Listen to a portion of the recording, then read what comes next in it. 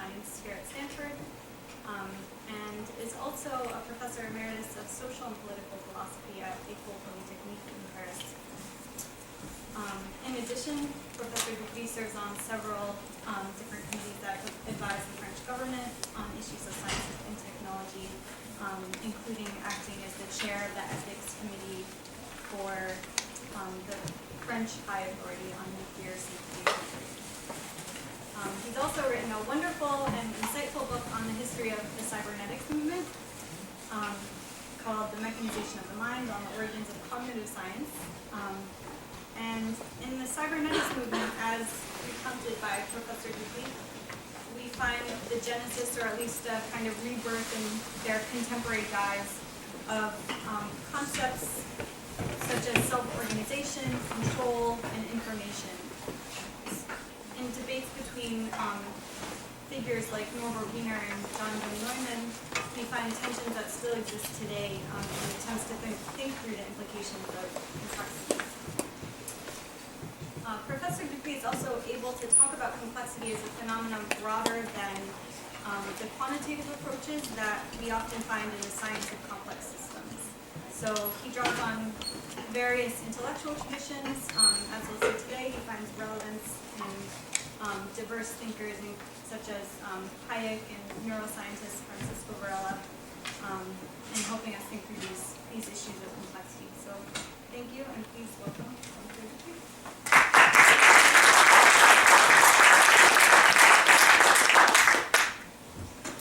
Thank you, Rebecca, and thank you, Mark, for inviting me.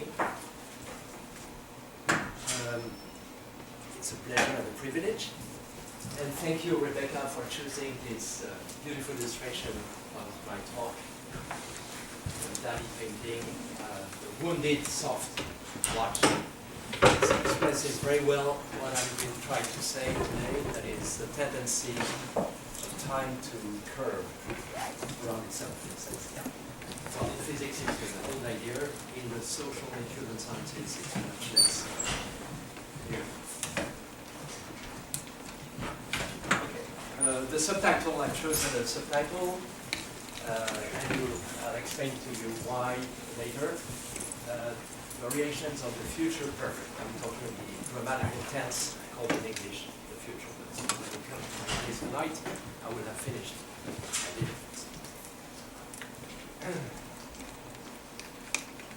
Okay, if I've come to work on the metaphysics of time, it's because of my work on, all these titles are in French. 5 of these books have been translated into English, but they haven't been published yet, and I haven't even, for most of them, yet reviewed, revised the translations. So we are not ready yet. One of them, this one, the Mark in French, the Mark II in English, is going to be published shortly by Stanford University. So since 2001, maybe since 9/11, I've been working on all sorts of disasters and catastrophes, all natural, industrial, technological, personal. And so don't be astonished if many of the examples I'm going to take to illustrate my talk, which is talking a discipline called the logic of metaphysics. I doesn't sound like a feeling, but many of these illustrations will come from reflections on disasters and catastrophes. Prologue. So we are part of the world. What I'm going to say now is really banalities, but you have to take them seriously. We are part of the world, which we observe, represent to ourselves, and upon which we act. But these relations are part and parcel of the world, in the same manner, if you wish, that an embryo is part and parcel. The relationships of an embryo to its mother are part and parcel of the mother's metabolism. But we managed to wrench ourselves to extricate ourselves from the womb, from the world, and the previous relations become a give and take between, okay, these are the relations in question, And when we've branched ourselves from the world, these relations become relations between we, outside the world, and the world. We act on the world, we act into the world. That's a Leibnizian metaphysics. And we represent the world to ourselves. And that's a Cartesian metaphysics. And we have a loop. Question. There are many questions. Is the world we form representations about the world we make? Is it because we make the world that we can know the world? That was, for instance, Jean-Baptiste Vico's philosophy. Extraordinarily difficult questions. The way to answer them is to play the surgeon. We cut the loop that connects us up to the world at one point, and we try to patch up the pieces seamlessly. Illustration. In economics, so we have agents and prices. On the market you have prices, and the economic agents are supposed to be, as the economists put it, price takers. That is, they take the prices as a given, as fixed relative to their actions, and they react to these prices. So we have a loop here too. They react to the prices, but at the same time, it is these reactions to the prices that they take as given that generate causally the prices in question. When I was studying social philosophy in Paris a few decades ago, I'm not going to be more precise, almost all French intellectuals were Marxists. And the Marxists objected to this, saying this is just bourgeois economics. I mean, it has no value and it's undermined by the fundamental contradiction. How can you say at the same time that the agents take the prices as given and at the same time that they generate causally those prices? But the economists, of course, brushed aside those objections with contempt, saying it's just a problem of finding a fixed point. The technical term in economics, and it's a very unfortunate term, is equilibrium. I prefer the term fixed. That is, the system of prices such that the reaction to those prices by the agents causally generate the prices in question. So you cut the loop, and you cut it at the level of the prices. Economics has made much progress, and when the neoclassical economics tried to fuse itself, to merge with Keynesianism, other variables other than prices played the same role. For instance, quantities and other variables. My proposal for today. Let us do the same surgical operation on time itself, and more precisely on the future. What happens if the agents take the future as given, as fixed meaning independent of their actions, react, so they anticipate the future. Something is missing here. It's this, they anticipate the future as a given, they react to their anticipations, and they generally, if everything works well, of course, which is not obvious, self-evident, they generate the future which they have anticipated. This is this metaphysics of the future that I've been trying to formalize, let's say, and conceptualize. That is, the agents take the future as a point of reference, as a guide, as a fixed star, as a lodestar, like the North Star. They react to these references, and their reactions collectively bring the same future about. Objection. Isn't the future open? Open like a branching tree. And that's our ordinary conception of future. Because, and this is under the influence of all the deciders, as President Bush said, say decision makers, politicians, etc. We have, what is a decision? It's a choice between several paths stemming from the same trunk, where I am now. No, I mean, that's quite legitimate, but I want to put forward a different metaphysics of the future. The looped one. Is that original? When you think of it, we practice this kind of metaphysics of the future all the time, especially in our societies grounded in science and technology, where there exist institutions that play exactly that role. They predict the future rate of inflation, for instance. They predict the increase of the monetary mass, the rate of unemployment.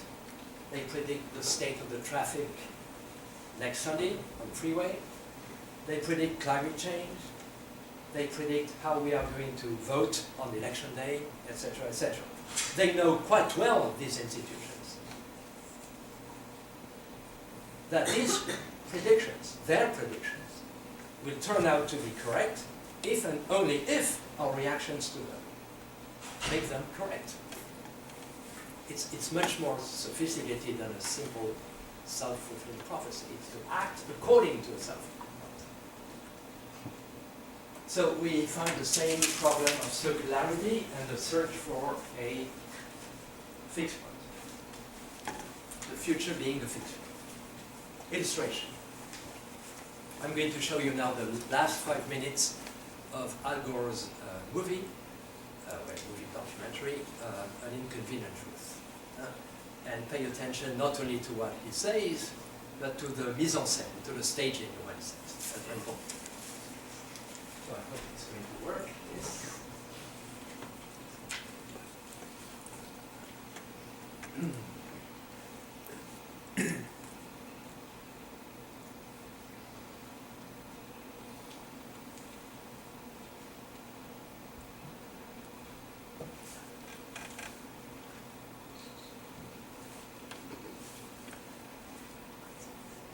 You remember that home movie of the Earth spinning in space? One of those spacecraft continuing on out into the universe, when it got 4 billion miles out in space, Carl Sagan said, let's take another picture of the Earth. You see that pale blue dot? That's us. Everything that has ever happened in all of human history has happened on that pixel. All the triumphs and all the tragedies, all the wars, all the famines, all the major advances. It's our only home. And that is what is at stake. Our ability to live on planet Earth, to have a future as a civilization. I believe this is a moral issue. It is your time to seize this issue. It is our time to rise again to secure our future.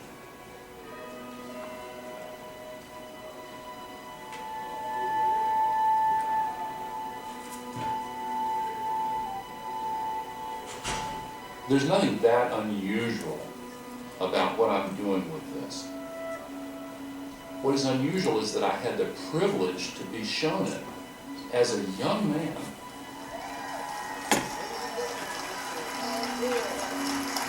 It's almost as if a window was open through which the future was very clearly visible. See that? He says, see that? That's the future in which you are going to live your life. I make a pause here.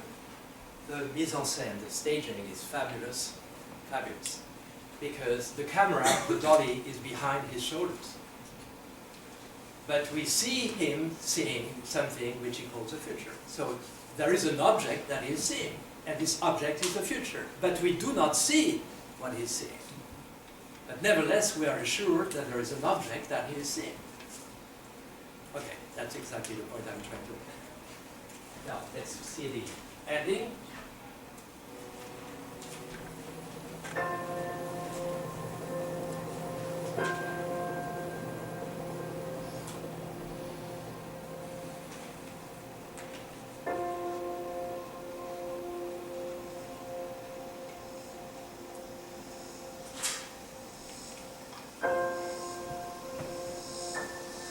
Future generations may well have occasion to ask themselves, what were our parents thinking? Why didn't they wake up when they had a chance? We have to hear that question from them now.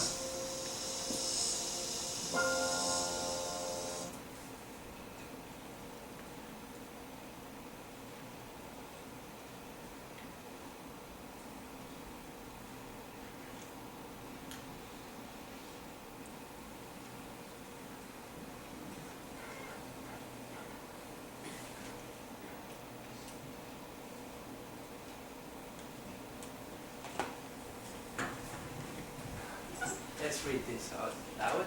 Future generations may well have occasion to ask themselves, what were our parents thinking? Why didn't they wake up when they had a chance? We have to hear that question from them now. What do you think when you hear this? I mean, you think it's a beautiful way of speaking, etc. But a philosopher or metaphysician has a different attitude. Of course, they say, what does it mean to say that we receive a message from the future? Because the future doesn't exist yet. How could we receive a message from the future? And however, it makes sense. And Gore is not the only one to say those things. I'm going to cite now an important philosopher, which Gore is not yet. The German philosopher Hans Jonas, the inventor, among many other things, of the precautionary principle, and the principle of responsibility. In his major book, The Imperative of Responsibility, in search of an ethics for the technological age. What can serve? It's a translation from the German, of course. So the German is complex, and the translation is not very elegant. What can serve as a compass? The anticipation of threat itself. It is only in the first glimmer of its tumult that comes to us from the future, in the dawn of its planetary scope. And okay. So here too, we are supposed to believe that there is a signal coming to us from the future. What does that mean exactly? What does this reversal of time mean exactly? That's my thought.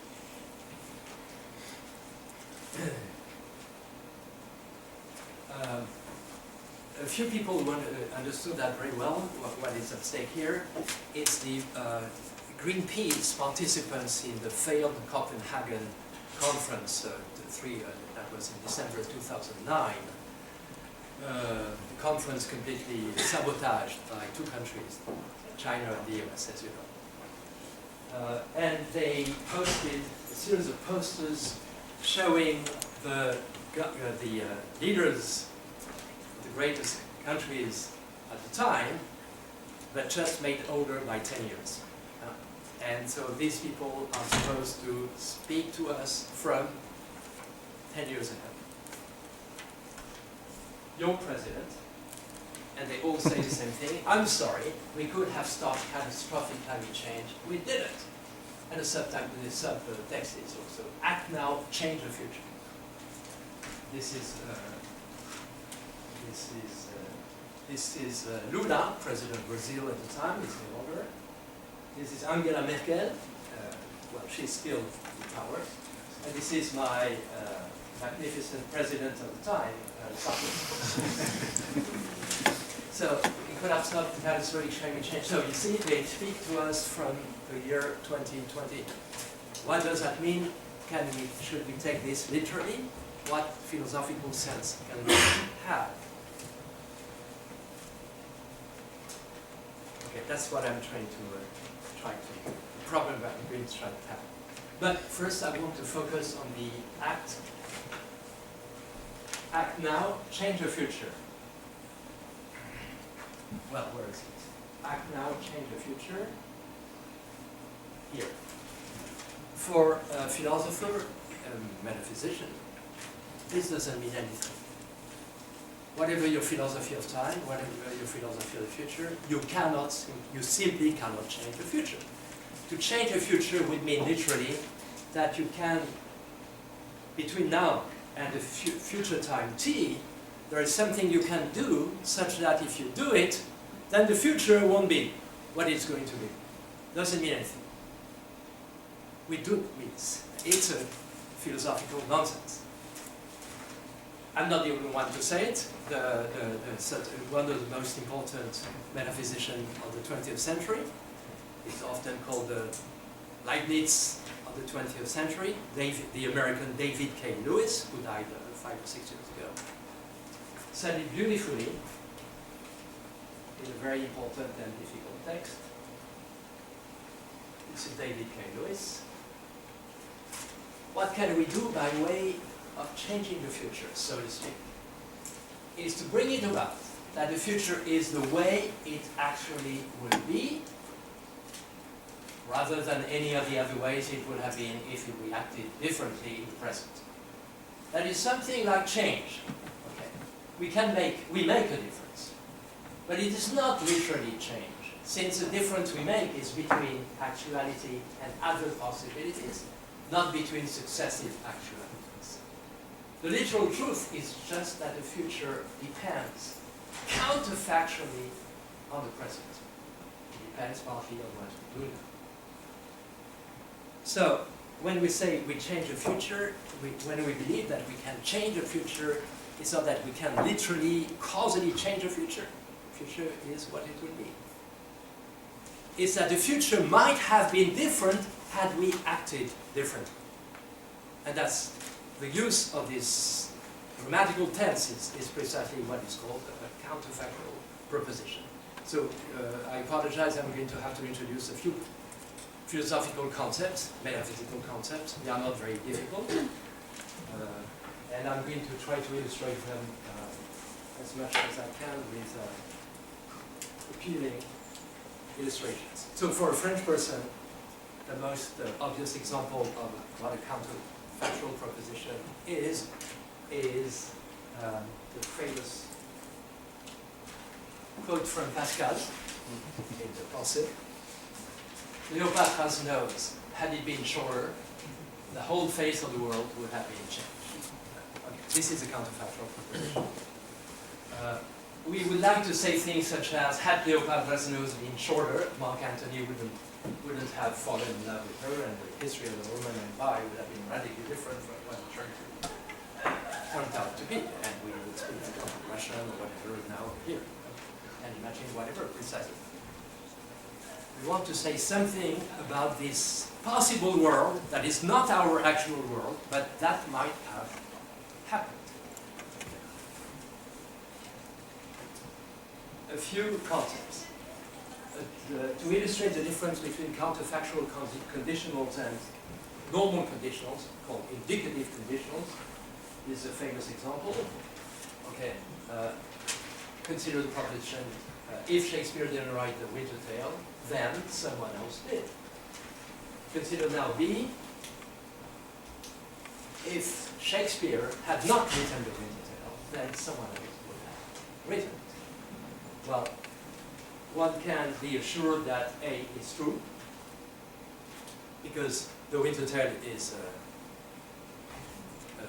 an object. I mean, it's a piece of literature, and it certainly has an author. It might have several authors, to be sure. And we can be assured, well, not really assured, but it's very likely that B is wrong, because you could say that only the bard had the genius to write such a play as a Winter Tale.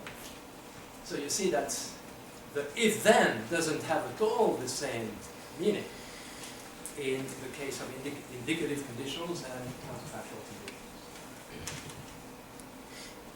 Admittedly, counterfactual conditionals are vague. Consider the following diagram. triangle. David, these are Stanford professors, let's say. Stanford professors. Did you know our colleague Peter has renounced buying a house in the marina? Peter Thiel.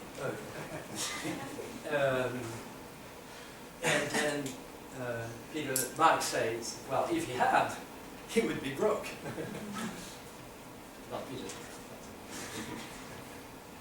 But John rejoins, well, if he had, he would be very rich. The if-then doesn't have at all the same meaning, the same error. Let's formalize this. B, by, are rich.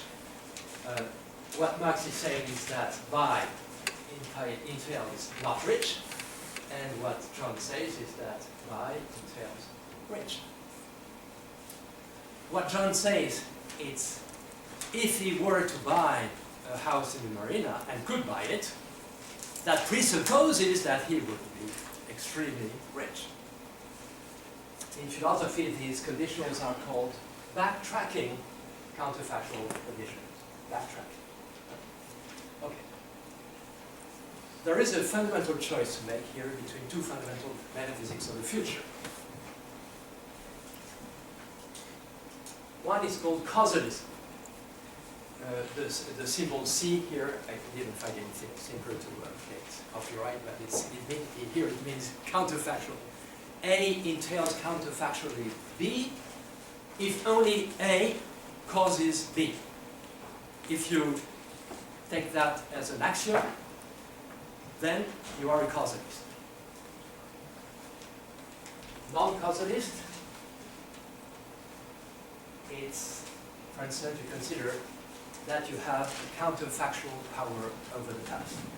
The past is fixed, causally fixed. Let's admit that. There is no time trap. The past is causally fixed. There is nothing we can do such that if we were to do it, the past would. Is it counterfactually fixed?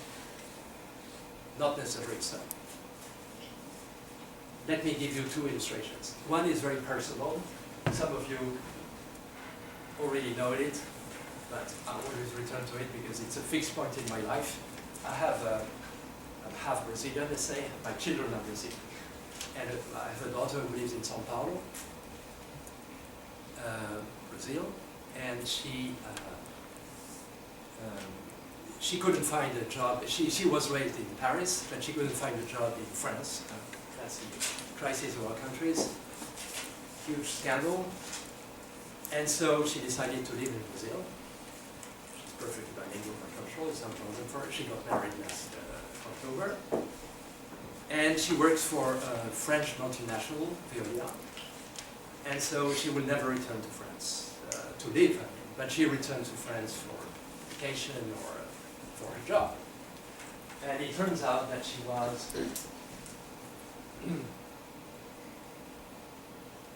on the Air France 447 flight of the May 31st, 2009. It is the day before the day when the same flight crashed. I was at Stanford at the time teaching, and I knew when I heard about the accident, the crash, I knew that she had arrived safe the day before in Paris. Nevertheless, I called her, and I couldn't hide from her my retrospective anxiety. And she said,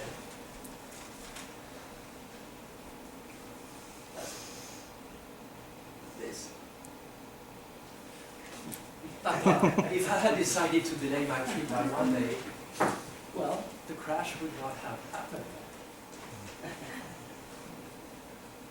Was she endowing herself with the causal power to change the conditions of the crash and the moment of the crash? Of course not. She was just saying, she's not a philosopher. She hates philosophy. No, she was just saying, had I decided to delay by one day my trip, then I would have been in a different possible world in which the crash would not have happened on June 1st, 2000. So she was not endowing herself with a causal power over the past. Didn't mean anything. She was endowing herself with a counterfactual power over the past. I do not forget that I belong to the French department, so I'm going to quote Proust now. I mean, and Proust, when you read Proust, of course, it's filled with propositions that express the counterfactual over the past. And this is one of the most beautiful, I think. It's from an amorous one. So, unfortunately, I don't mean to say that English is a bad language, but the subtleties of grammatical subtleties are very difficult, are very hard to translate. But anyway, this is it. He could no longer swap. Hide his excitement, the importance he attached to this encounter, and he promised in the event of success to bestow a reward on his coachman, as if by inspiring in him a desire to succeed that would be added to the one within himself, he could so act that Odette, in case she had already gone home to bed, would nevertheless be found in a restaurant. Beautiful illustration of this counterfactual power over the past. Not a causal power, it wouldn't make sense, counterfactual.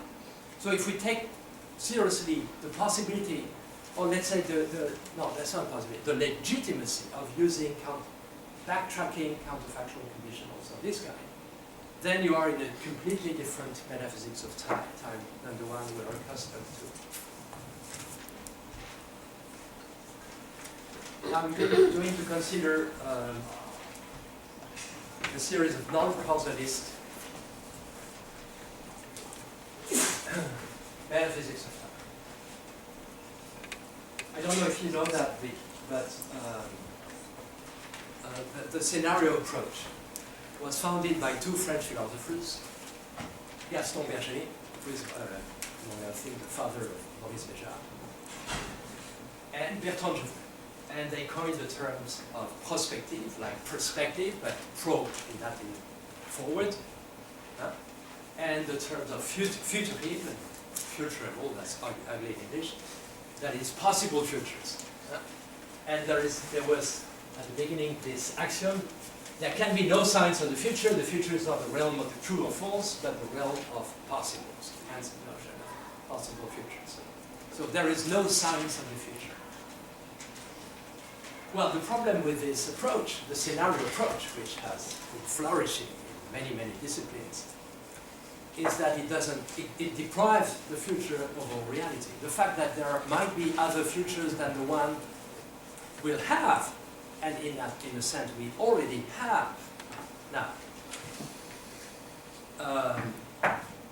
has as a consequence the fact that we do not take the reality of the future, and in particular, as far as I'm concerned, the reality of the catastrophic future seriously.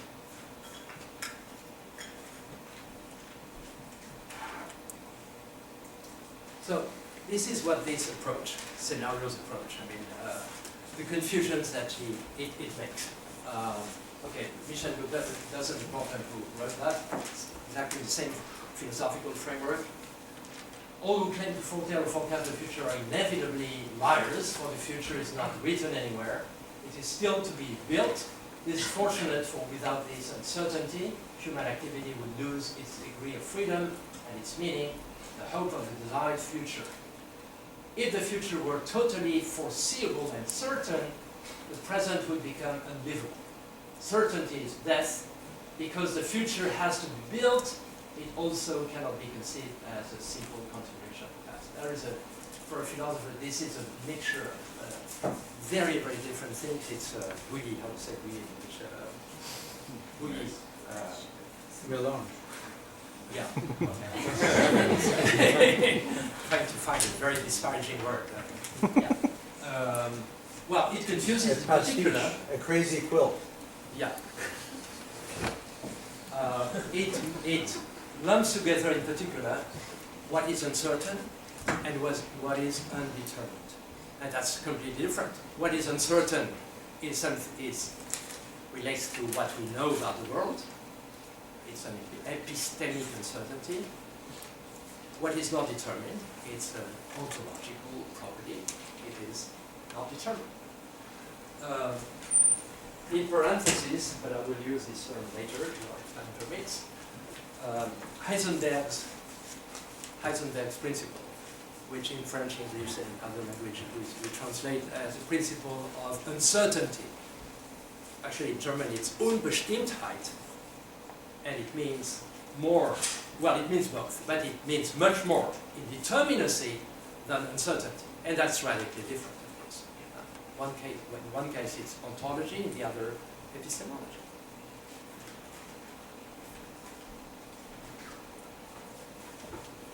I mean, some people have been so far, and these are two historians, French Ronquet-Mauroy and the Dutch Witzinger, who imagine that the past himself might be considered to be indeterminate.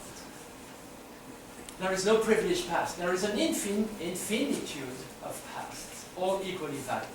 At every instant of time, however brief you suppose it, the line of events forks like the stem of a tree, putting forth to its branches. In other terms, it's not only the future that is like a branching tree in this conception of temporality, the past itself, that is the branches of the tree that were not chosen by history, remain in a sense. Remain, that is, they still have a reality. Witzinger says almost the same thing. So, many historians, and let's skip this quote, although it's very important, the British historian Michael Oakeshott wrote this, consider that this counterfactual history, what would have happened if St. Paul had been killed, etc., in Damascus, etc. So Christianity would not have existed, and what would our world look like today? Okay. What would have happened if Hitler had won the war? We would speak German now, or we wouldn't exist, etc., etc. This would be a simple polemic, not to be taken seriously. It seems to me, and that's what I want to say today, that the parties who debate about the meaning of virtual or counterfactual history appear to suffer from symmetrical blind spots.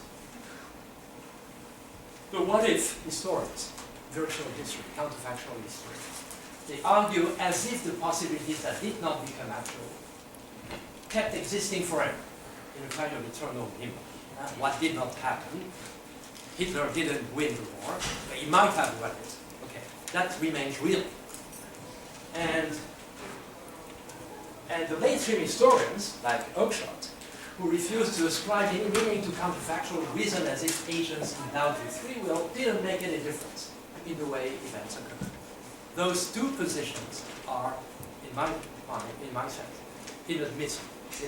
One must find a third way, in a sense. This third way, I found it in the Heideggerian tradition. But the French version of the Heideggerian tradition, that is two French philosophers, Henri Bergson and Jean-Pierre, his student.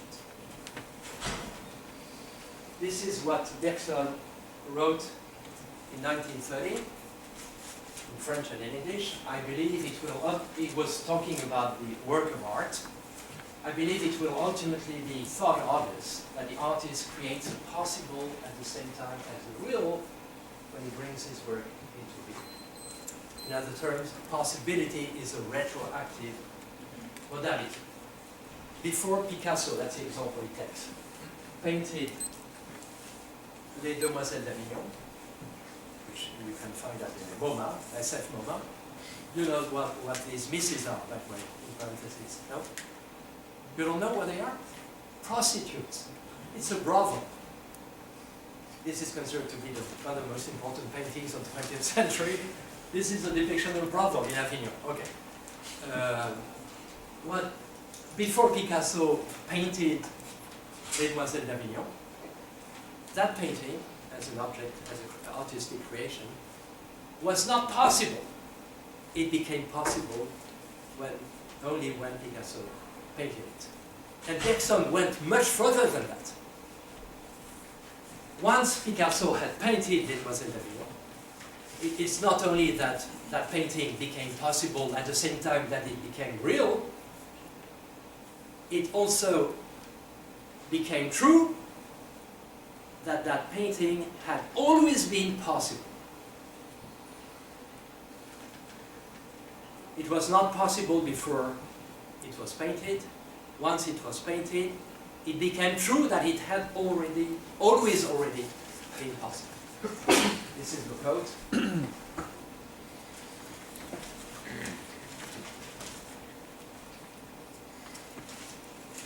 As reality is created as something unforeseeable and new, its image is reflected behind it in the indefinite past. It turns out that it has for a long time been possible, but it is at this precise moment that it begins to have been always possible. And that is why I said that its possibility, which does not precede its reality, will have preceded it once the reality has appeared.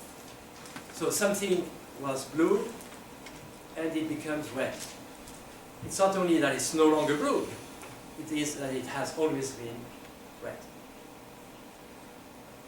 More philosophical way to say it is that propositions that contain terms of modality like possibility, necessity, etc., their truth value depends on the time when they are expressed. They do not have an eternal truth value. What I did in my work on catastrophes and disasters is to apply this metaphysics to the case not of artistic creations, but to the case of non-artistic destructions, like 9/11. Although Stockhausen, you may remember that, on September 12th said that was such a sublime event. But he used the term sublime in a philosophical sense, and so he was killed, of course, shot at sublime means in excess. So let's apply this to the catastrophe and to 9/11 in particular. Catastrophes too are characterized by this temporality that is in some sense inverted. As an event bursting forth out of nothing, the catastrophe or the disaster becomes possible only by possibilizing itself. You know, I'm not inventing anything here.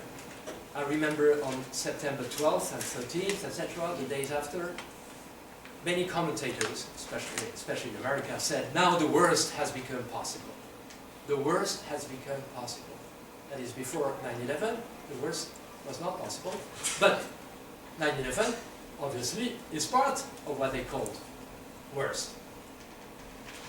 So it was not possible before it occurred. It became possible by becoming real.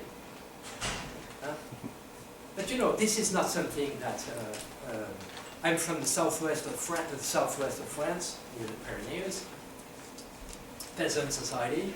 People there reason exactly, it's not the metaphysics of it, reason exactly like this. When a personal catastrophe occurs, for instance, the loss of a child, the worst catastrophe, personal catastrophe that exists.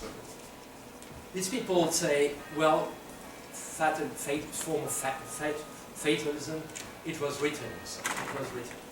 But that doesn't mean that before the event occurred, they thought that it was necessary that there were. So it became necessary. Okay? You understand that? So, that is precisely the source of our problem. For if you want to prevent a catastrophe, you need to believe in its possibility before it occurs. If, on the other hand, you succeed in preventing it, its non-realization maintains it in the realm of the impossible, because it becomes possible only when it becomes actual. And as a result, the prevention efforts appear useless in retrospect. Illustration. No, not you.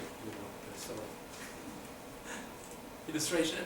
There's a counter illustration, aircraft safety.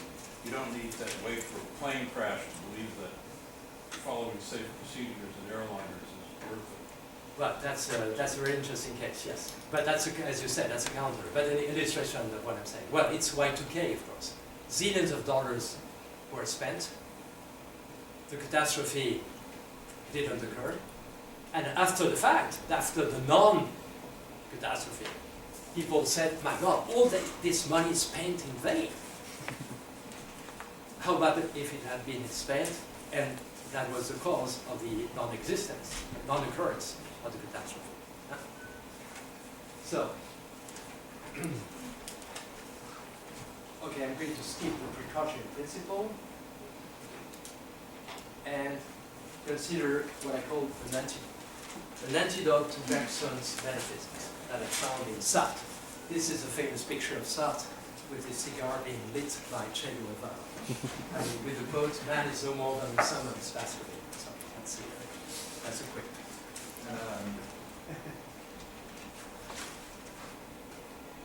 So Sartre, as you know, his philosophy was a philosophy of absolute freedom.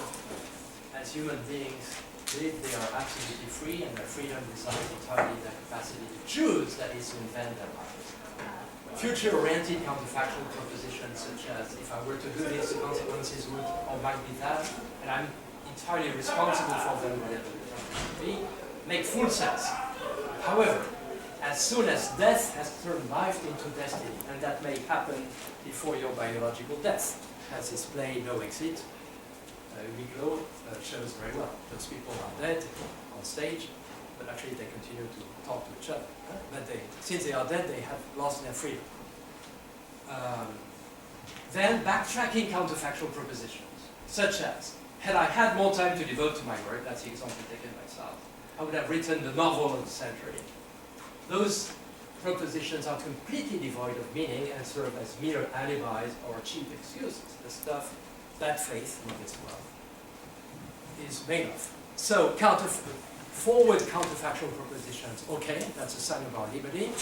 But once we have chosen, the branches of the tree that we haven't chosen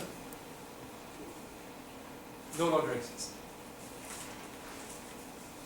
And like Bergson, they never have existed. Which means that in Bergson, it was a possible that was a retroactive modality. In Sartre, it's necessity that is a retroactive modality. So Sartre's theory of modalities. Counterfactual propositions are admissible only when they are future-oriented. When we look back at the past, we see only necessity. There is nothing else than that which has happened. No possibility that never came to occur, although they were possible before I acted. When history unfolds, possibilities become actual, but something strange happens to the branches of the tree that were not selected.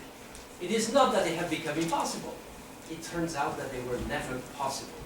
As history proceeds in its course, it interjects necessity back into the past. Necessity is only retrospective, as possibility was for Bergson. So you see, all these metaphysical items converge towards something, to the taking seriously the reality of the future and seeing our present from the vantage point of the future. The future is not only fixed in this metaphysics, it is necessary, but it is only necessary retrospectively.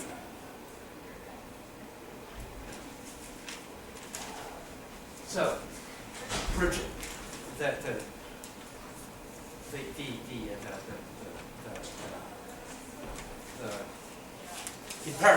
the imperative is to project ourselves into the future and look back from the future at the present. Seen from the present, the future was open, but seen from the vantage point of the future, the path that led to it appears to have been necessary. We were free to choose, to be sure, but what we chose appears to have been our destiny. And that's very Heideggerian. In Heidegger you find, but I will not insist on this, the phrase which sounds like an oxymoron, a contradiction in terms. We can choose, I mean, it's not that we can, that's our essence, it doesn't. We choose our destiny. It seems to be a contradiction in terms. Destiny, we have no choice on our destiny. But no, we choose it. But in order to make sense of phrases like this, you need to do all this metaphysical work, of course. It's conceptual work. Why we need the future? Let me go yeah, I have to finish. I'm going to skip many things. I'm going to skip this. Yeah, let me say a few words about, no, not this. We have no time, unfortunately. The future part, perfect. It's an incredible grammatical tense, and as far as I can tell, it's much less used in English than it is in our Latin languages. In French, it's being used all the time. So when you come to my place tonight, I will have finished eating my dinner. Why is it called in English perfect, this future? And that's very interesting. In French, it's called futur antérieur, anterior future. Why is it called perfect? Because this tense, grammatical tense, gives the future, but the future not as a grammatical tense. I mean, in English you have only one word to find, as far as I can tell. The future as a grammatical tense, and in French we have two words, l'avenir and le futur. So, it's called perfect because it ascribes to the future, this grammatical tense ascribes to the future the properties that we usually ascribe to the past. And there are good properties, that is, fixity and determinateness. The past is fixed, in principle. I've put that into question, if you remember, by introducing the notion of counterfactual power over the past. And the past is fixed and is determinate. And we tend to consider that our spontaneous metaphysics of the future, that the future is not determinate because it's a branching tree.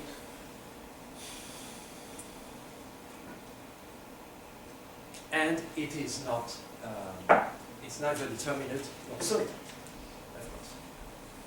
But thanks to the future perfect, we transform the future into a past, because we see that future from the point of view of a further future, and the future we are interested in becomes a past regarding to this further future. So the metaphysics of future I'm trying to construct, in a sense, is variation on this grammatical tense of future.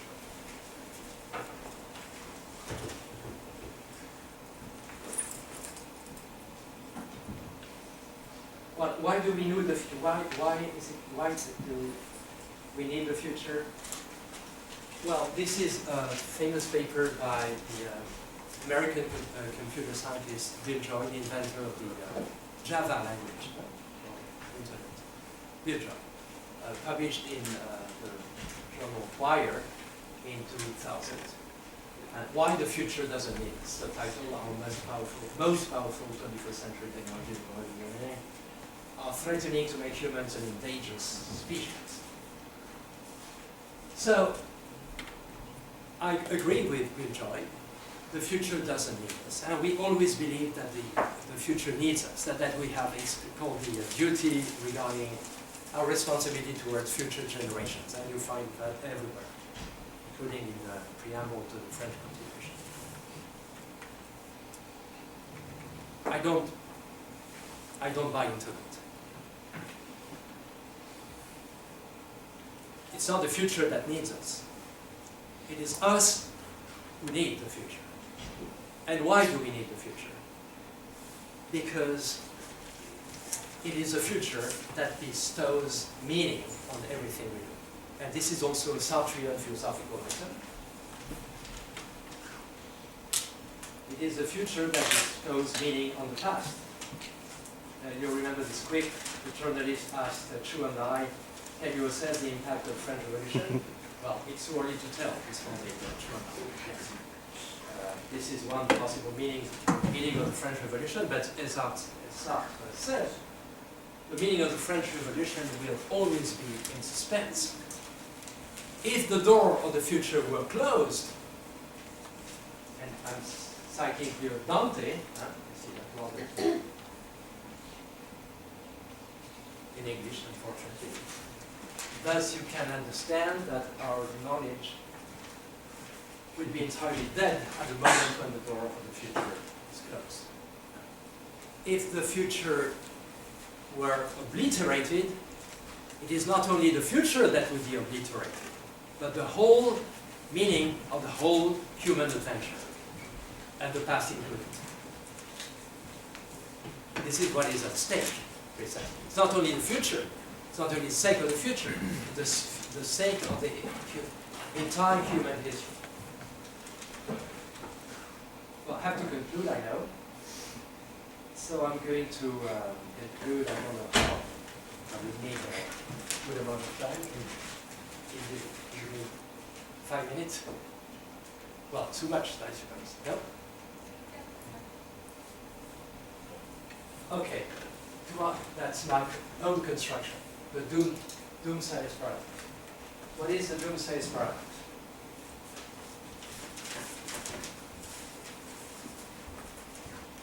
The problem of the doomsayers of today, think of climate change, think of nuclear war, etc., is that they are not heard.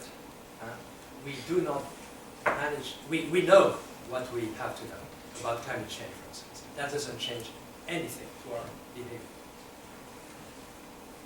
That's the reason why we do not act.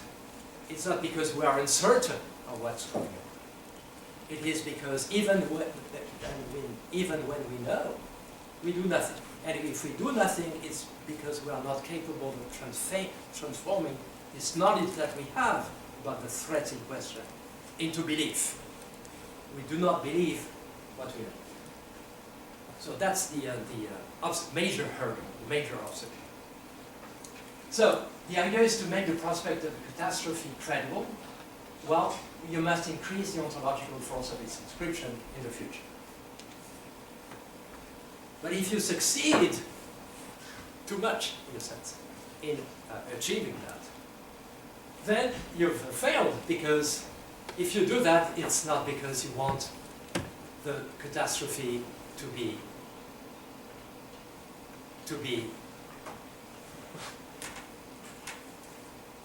a fatality. You want, on the contrary, to avoid it. So you see the tension here between the two. On the one hand, you have really to believe in the presence of the catastrophe, present in the future. But if you succeed, then you fail. Because if you do that, it's precisely because you don't want the catastrophe to occur.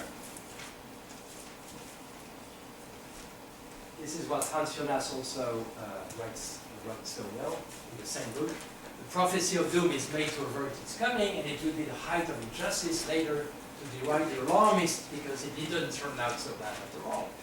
To have been wrong may have been their merit. Okay? Hans Jonas, I mean, that's a beautiful coincidence. I think it's more than a coincidence. Maybe it's a proof of the existence of God. In the 8th century before Christ, there was a prophet called Jonah, and Jonah and Jonas in German, it's the same word, the same noun, of course. And Jonah faced exactly the same problems. As you know, God, the Jewish God, asked Jonah to prophesy the fall of Nineveh. And instead of complying with God's order, Jonah ran away. You know the continuation of the story, the boat, Gibraltar, the big fish. A whale is not a fish, by the way, so it's not a whale. The big fish, etc. It's only at the end of the story that we understand why Jonah, who was a professional prophet, didn't comply with his God's order. It's because, once again, this God asked him to prophesy the fall of Nineveh. And what Jonah has predicted would occur, had he prophesied the fall of Nineveh the first time, occurs this time. He prophesies the fall of Nineveh, the Ninevites repent, and the Jewish God forgives them, which means that the prophecy turns out to be false. And Jonah didn't want to be a false prophet. That's a metaphysical trap in which he fell. How can we circumvent this trap? That's the question. So I'm just going to give you 2 or 3 ideas. This, I still remember that in the French department, Voltaire's idea. this paradox has been present in many mythologies, literatures, philosophies. Literatures. This is a famous tale by Voltaire. Voltaire wrote 3 philosophical tales to make fun of Leibniz's Metaphysics. The most famous is Candide, of course, also Micromegas, Macromegas, and Zadig. So in Zadig,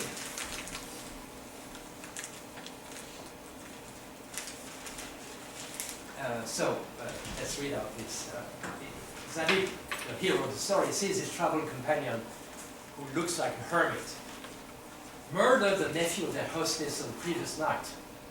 They have been received very well in the castle, etc. He's aghast. What? He cries out in outrage. Could you find no other way to thank our hostess for her generosity than to commit this terrible crime? And at this point in time, the hermit is transmogrified into the angel Retroactive, which who in Voltaire is the spokesperson of the Leibnizian system. And the angel replies that if that young man had lived, he would have killed his aunt a year later, and a year after that he would have murdered Zadig himself. How do you know that? Asks Zadig. How do you know that? Well, it was written. That's a paradox. It's a paradox. Because if it was written, something was done in reaction to this writing, but this thing cancelled what was written. So it was not the future after all. Maybe the best American science fiction writer, Philip K. Dick, wrote a beautiful short story on this, on the basis of this tale, which he called Minority Report. Spielberg, unfortunately, made well, the film is not bad, but metaphysically speaking, it's very poor. But nevertheless, there is a dialogue in Minority Report which is worth reporting. So, the future can be seen, murder can be prevented, the guilty punished before the crime is committed, the sense perfect, it's never long until it comes up with. And there is a dialogue, actually a trialogue, between the three policemen who, at the last split second, prevent the murderer from committing his crime, or her crime. And this is what the three, I'm not making it up, that's what the 3 detectives are saying to each other. Let's not kid ourselves, we are arresting individuals who've broken no law. But they will. Well, the commission of the crime itself is absolute metaphysics. That's in the movie. You can check. The precogs, that's the creatures who predict the future, precisely, the future crime. The precogs, the precognition. The precogs see the future, and they are never wrong. And that's a beauty, but it's not the future if you stop it. Isn't that a fundamental paradox? It's not the future if you stop it. You understand? And the punchline is, Anderton, the chief, played by Tom Cruise, yes, it is fundamental paradox. This is the Tom Cruise. This is more serious. March 2003, author Schlesinger. I translated it from the French, so maybe it's not perfect English. I think it was something better. Why is President Bush so keen on impersonating Tom Cruise? That was before the US decided to invade Iraq, of course. The threat was supposed to be imminent. It was written, reaction, and what was prophesied doesn't occur. There is a loop here that doesn't loop back into itself. That's a paradox. So I think I'm not going to solve the paradox today, and I'm going to stop here. You can see just, that would require too much time. So I'm going to stop here. You won't know today how I solved that paradox. but at least the paradox has been stated. And it all has to do with, I would say, the necessity to give reality to the future. And our current metaphysics precisely do not do that. Okay? So the metaphysics I'm trying to, let me give you a nevertheless. This is our current metaphysics. The past is fixed, the future is open, and there exist possibles that will never occur. As Borges put it, time is a garden of forking paths. And this is what I call the metaphysics of the future that I'm trying to build. I call it projected time. It's a reference to Bergson and Sartre. So, and in it, the future is fixed. That's, I mean, you understand what I mean by the future is fixed now, I hope. Huh? That doesn't mean it's causally fixed. That means it's counterfactually fixed relative to our present actions. And the past is open. Okay, I'm not showing it, but the possibility, I mean, the legitimacy of considering that the past, although it's causally fixed, now that it occurred, is nevertheless counterfactual dependent on our present actions. That's what I've tried to show with a few examples. My daughter, Beatrice, and the Proust illustration. And the past and the future, and the past and the future must come together in a closed loop. And the future is the fixed point of the loop. That was the beginning of my talk today. So every possible occurs either in the present or in the future. That which does not occur is impossible, but only retroactive. I suppose I hope there are among you one or two full-blown philosophers.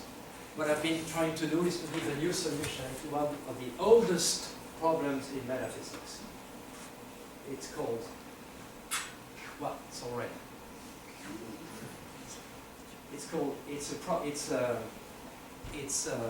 I mean, 4th century before Christ, that is more or less the time of Aristotle, certain Diodorus Chronos axiomatized in a very modern way, 20th century way, the metaphysics of free will and determinism.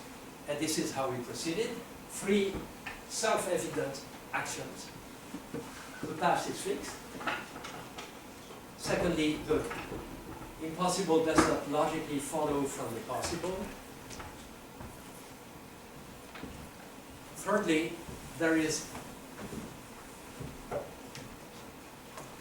a possible which neither is presently true nor will be so. That is, there are possibles that will not be shown, that will not be chosen by history, let's say. These three actions look self-evident, don't they? Well, the past is fixed. It's not that self-evident, as we saw. It might be counterfactually dependent on what we do now. Well, the second is hard for, especially for people who are not logicians, let's say. It's and the third, that means that the future is like a branching tree. There are possibles that are not chosen by history. And what Diodorus Chronos showed that those three axioms are incompatible. That is, one must sacrifice at least one. And a beautiful book has been written by a French philosopher called Jules Vuillemin, translated into English, of course, called Necessity or Contingency, which tries to reconstitute the whole history of Western philosophy as many attempts at circumventing this theorem of impossibility. It's absolutely beautiful. So what I've been trying to do is to find a new solution to this impasse, to this problem. A new exit, a new way out. Okay, I'm afraid I cannot go further because it's going to become more and more technical. We don't have the light here. But I hope at least that I have shown you that if we take seriously the problems that are threatening us today, climate change, many of the things I've been saying are rooted in my work on the issue of nuclear deterrence and nuclear war and nuclear apocalypse. If we take seriously those problems, our current metaphysics. I mean, first, we cannot do without metaphysics. There is no ethics or politics which doesn't today, which does not require a radical change in our metaphysics, and in particular our metaphysics of time. And secondly, I've been trying to build a new metaphysics of time, of the future, that responds to those new challenges. Okay, sorry for having me by a huge quantity, way too long. No. And if you have time for questions, and I would be very happy, of course.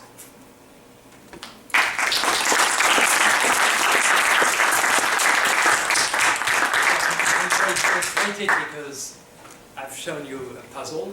I hope that you found that it was an important puzzle for all of us, not as students or professors, but as human beings. And I haven't given you even a taste of my solution. That's yes. So, John. so I think I understood you to say that we should accept that the truth value of a proposition is tethered to time.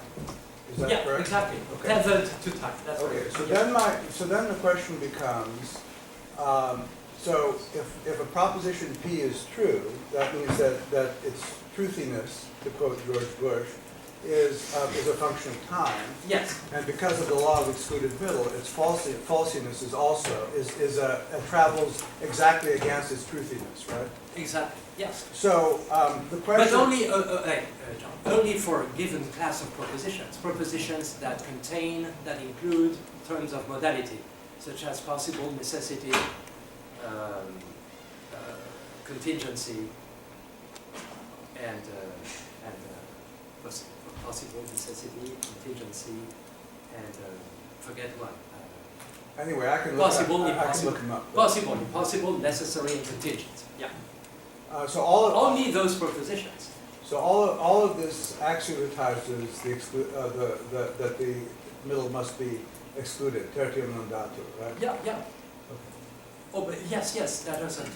Okay, but I'm not sure everyone is interested in this, but it's a very important discussion, of course. Let me. We can have it later. I don't want to. Okay, no, but an anecdote. Okay. I owe a lot to my discussions with an American philosopher, maybe his name is familiar to some of you, of Robert Nozick, who is very well known in this country as a political philosopher. He was the head of the oh my God, I'm tired of the libertarians in this country, and his major book in this domain is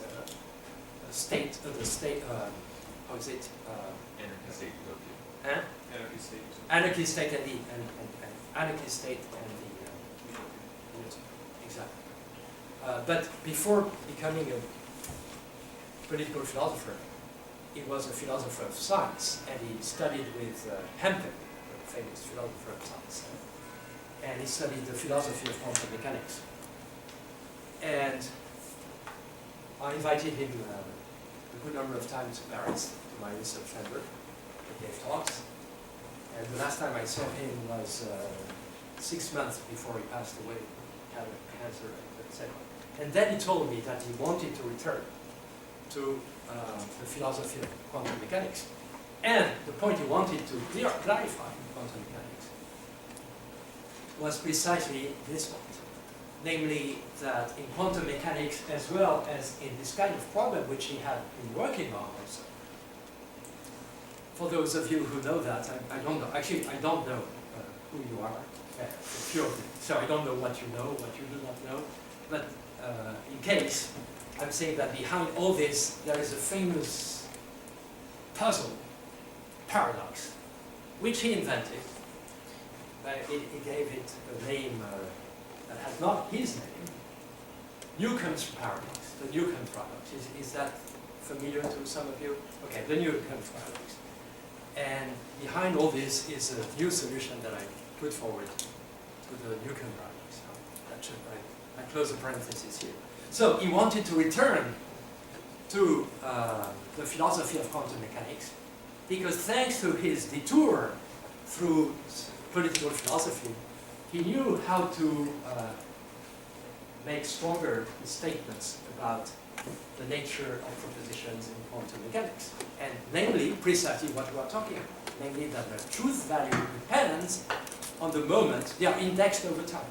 The truth value is indexed over the time when they are enunciated. Yeah, so it's true in quantum mechanics, it's true in human affairs. If you, at least in the metaphysics of time, of the future that I'm trying to build. Well, but that's not the. Yes. So had he not died, would he have been able to elucidate that point? Sorry. Had he not died, would he have been able to elucidate that point? Well, maybe that's my mission. I know, but that's too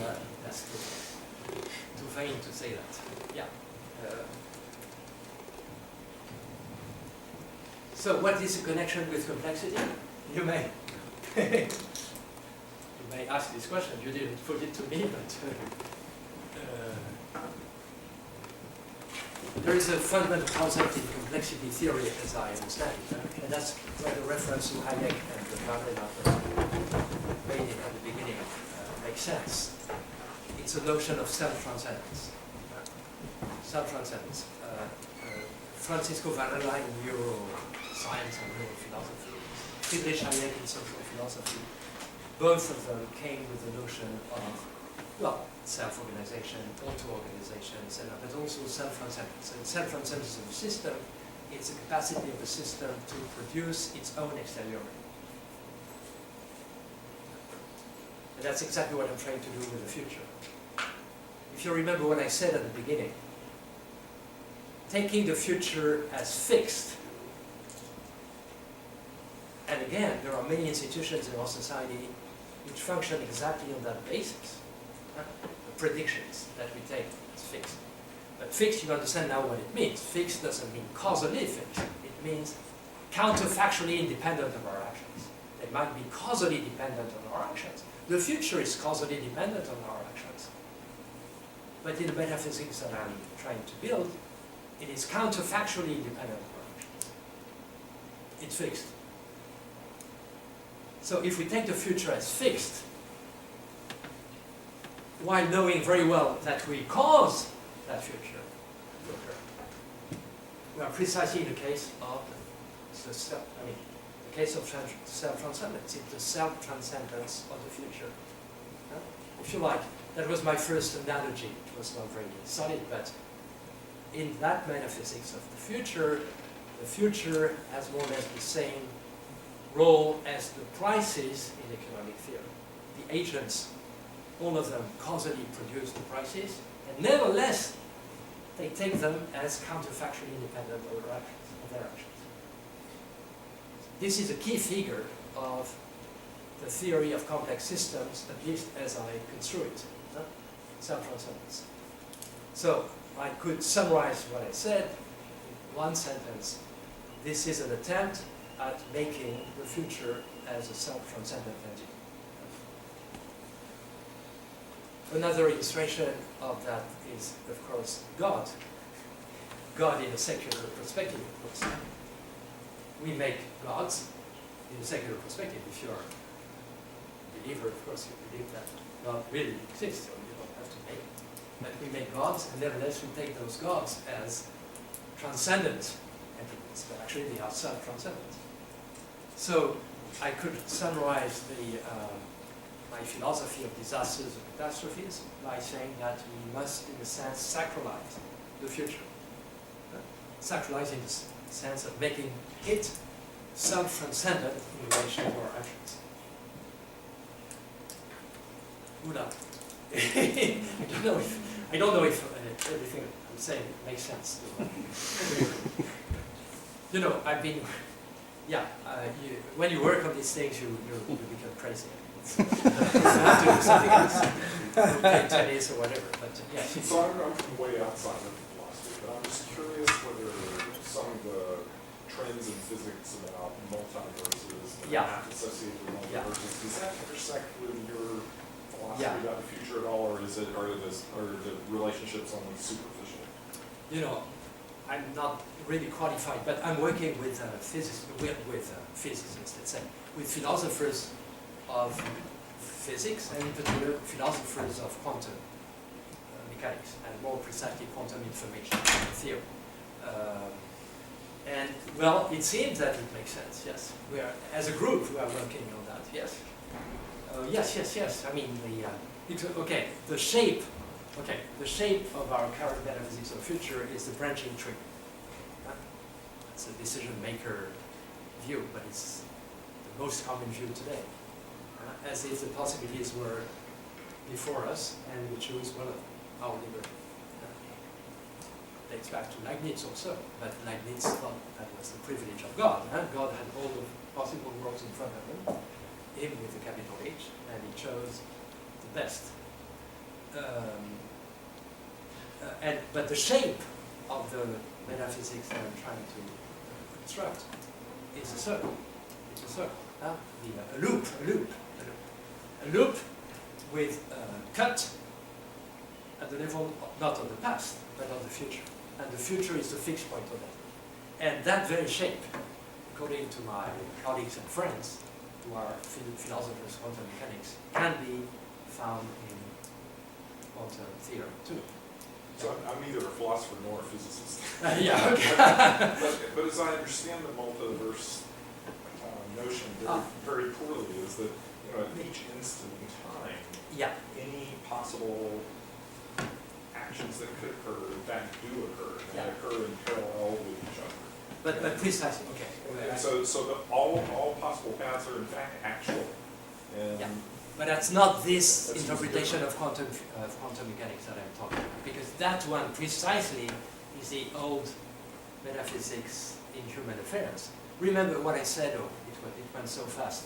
When I spoke about Huizinga and André Mauroy, the French historian and the Dutch historian, saying that after all, the past itself is indeterminate and remains indeterminate, because the branches of the tree that were not taken by history remain.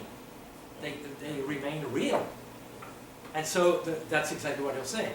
yes. But what I'm trying to do is precisely the opposite. Okay, the opposite. That's too simple a term, but it's very different. So no, the multiverse interpretation does not correspond. But there are other interpretations of quantum theory that correspond to the metaphysics I'm trying to construct. Yeah, but not this one, not the multiverse. Yeah. And the multiverse, it's as I said. I mean, every point in time, the past as well as the future, has a branching structure. That's helpful. Thank you. Yeah. Eric. I'd like to return to the application of Bergson and the idea of let's call it the temporal indexing of modalities. Yes. That possibility only appears after the event.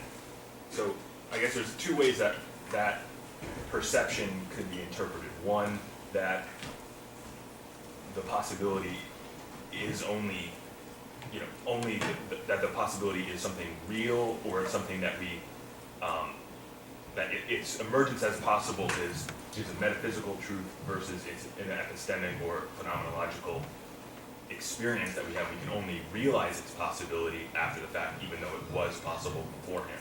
So in the case of the Picasso painting, if we say that pre-1907 that painting was impossible, then it makes no sense for an art historian to look for precursors of it, or to even research the question of whether Picasso himself made a draft of that in 1905 that we just didn't know about before, etc. Similarly, in the case of 9/11, I mean, presumably one would want to analyze the metaphysics of the future implied by the, say, the mastermind of 9/11's own project of realizing 9/11 in terms of some envisioning of a future scenario. So from his perspective, that was possible, whereas from our perspective, on your analysis, it's not a possibility. But I would interpret that just as we weren't aware, or some subset of observers were not aware of that possibility, but it really was possible before the event. But if you say aware, you understand that you are back to epistemology and not to ontology, and so that's not precisely what I would respond. But remember, this necessity is only retrospective. So, okay, I'm trying to answer the point that you raised about the precursors. The precursors. There is a beautiful text by Borges called Kafka and His Precursors that you certainly know. Yes, okay. And so, Borges lists five or six important writers who wrote before Kafka, and who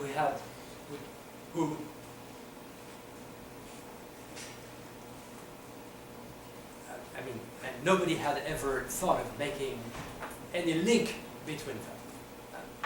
They belong to very different traditions of writing, etc., cultural traditions, etc. But once Kafka's work exists, a link between all these writers starts existing, because all of them appear to be precursors of Kafka. So that's a notion of a very important creator, not only a writer, of course, creates his or her own precursors. And that's perfectly compatible. Saying that is perfectly compatible with the Bergsonian metaphysics of time I'm talking about. The precursors that mean causal precursors, in a sense. But, am I clear? Yeah, I suppose I would just interpret that as, you know, that's a rhetorically hyperbolic way of saying that the narrative in which they appear as precursors is only possible in light of Kafka.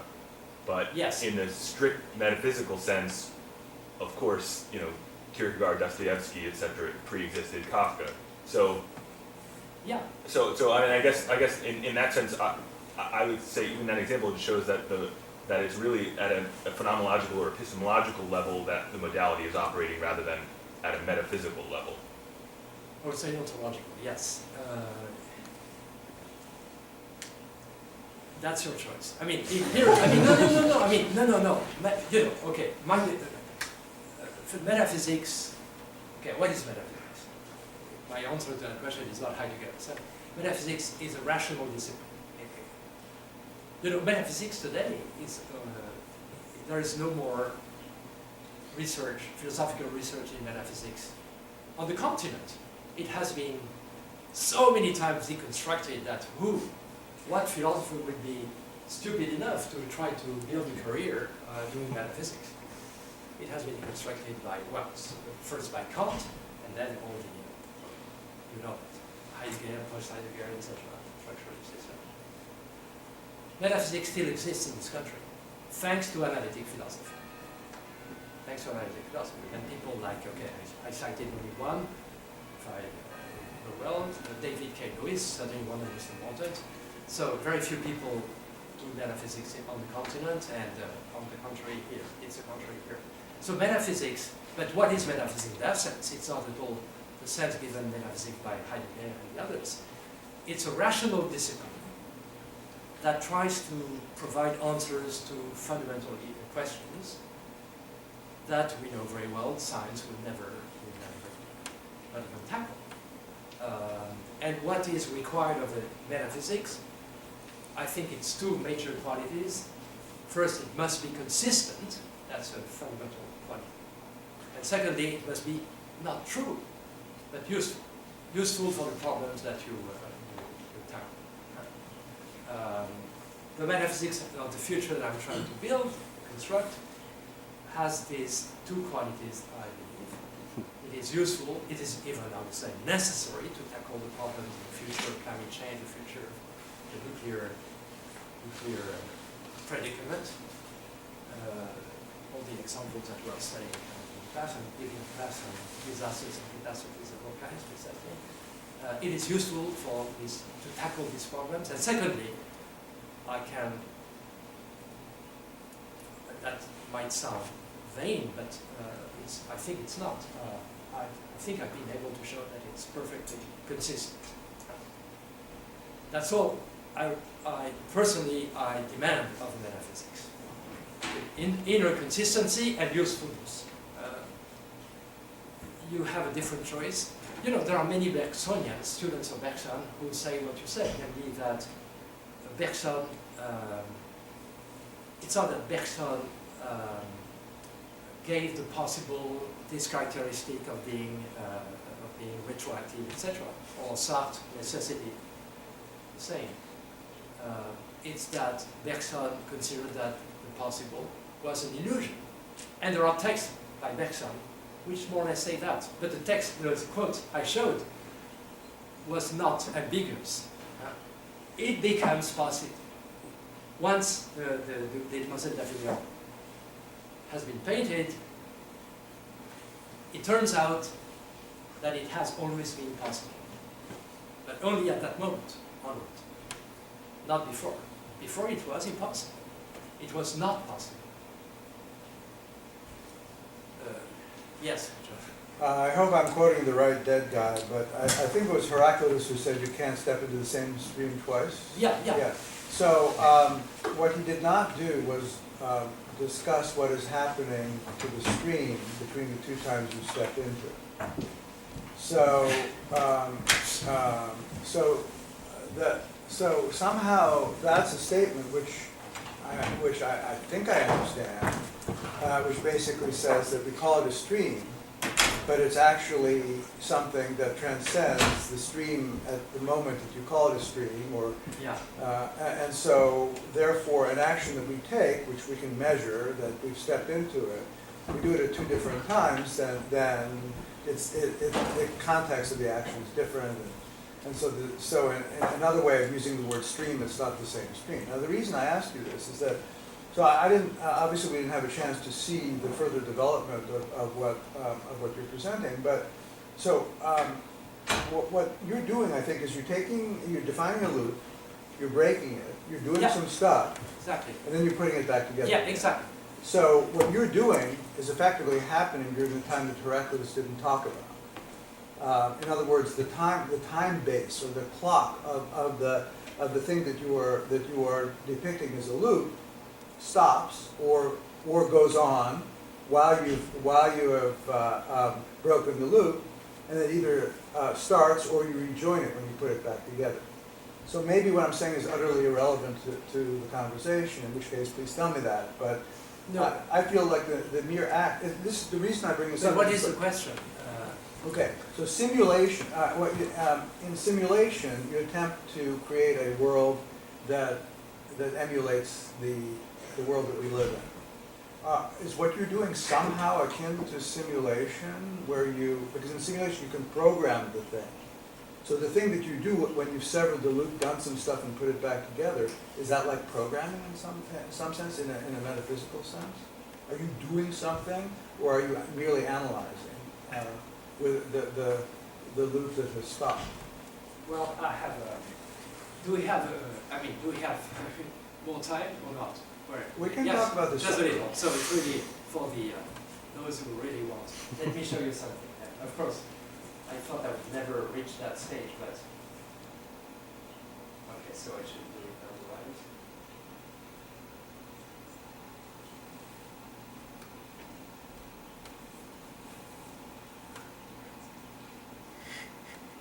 Wow.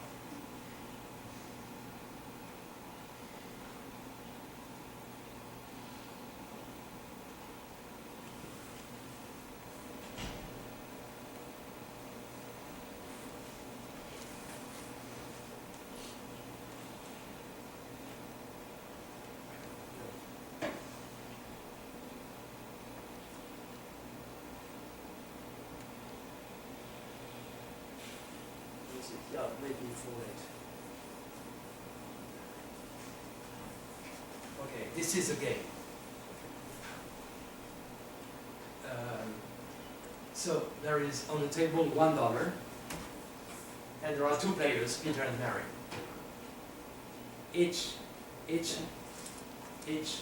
new type, $1 is added to the pot. Okay. So at the beginning, there is $1, then $2, then $3, then $4, and the game stops. Peter has a hand at the time 1. And his choice is either to take the pot and get $1, or to give the hand to Mary, L. L for T for take, and L for what? L for Leave. leave, thank you. Leave. In which case, Mary at 2 has a choice between taking the pot, which is now 2, and giving 0 to Peter, or leaving, giving the hand to Peter, who now has a pot of 3, and etc. And we stop. At 4, Mary has a choice between taking the pot and she gets 4, the whole thing for herself, or then to play L prime, in which case she gets 0 and leaves 4 to. Okay? That's okay. So in our temporal metaphysics, it's ready for the fast now. We're extra time. Okay. At time 4, what Mary should do? She's not stupid. If she takes, she gets a whole lot, 4. If she leaves, she gets 0. So she takes. Peter at 3 knows that Mary will take if she leaves the pot to Mary. And if she leaves the pot to Mary, he will get 0. If he takes, he gets 3. But Mary at 2 knows that. She can risk it. And so Mary knows that if she gives the hand to Peter, she will get 0. If she takes, she gets 0. Peter at 1 knows that. He knows that if he leaves, he will get 0. If he takes, he gets 1. So Peter takes at 1. And that's it. And you can imagine that this game could have 1 billion legs. So the pot at the end would have $1 million. And nevertheless, the rational solution of that game in our current metaphysics of time is Peter takes it. This is a very schematic illustration of what goes by the name in economics of Keynesian deflation. That is, people do not trust each other. Why would Peter leave at 1? Because he would trust Mary, and would trust that Mary would leave in turn. But the problem is that there is an ending. And at the ending, you take. And backwards induction, it's called. Well, I cannot show it now, but in my metaphysics of the future, the loop structure, the solution of that game is you go all the way to the end. And Mary takes at 4, and she gets 4. You know, and she gets 4, yes. the world has a solution to that. It's called the Keynesian beauty contest, which is the mass market. Yes. I know that, but this is a different structure. Here it's sequential.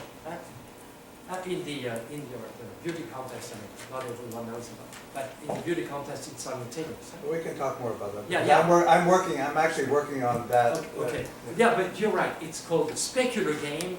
Specular meaning mirror. That is, every actor agent mirrors what the others mirrors what the mirrors, etc. Yeah?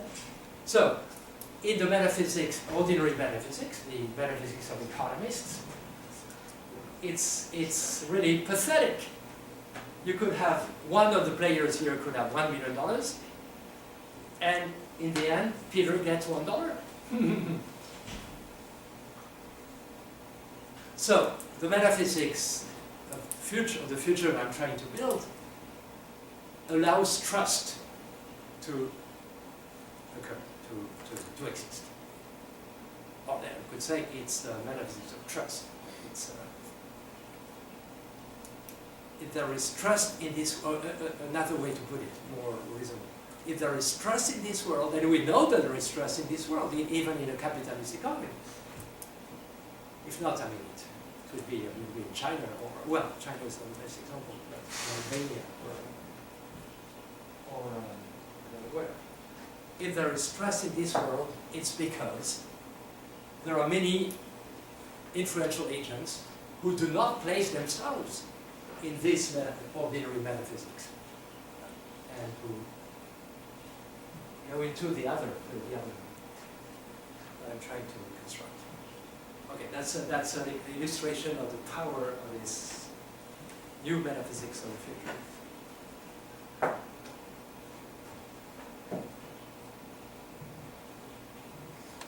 Take on, yes.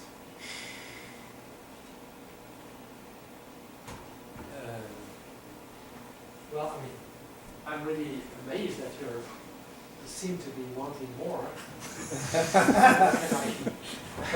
Personally,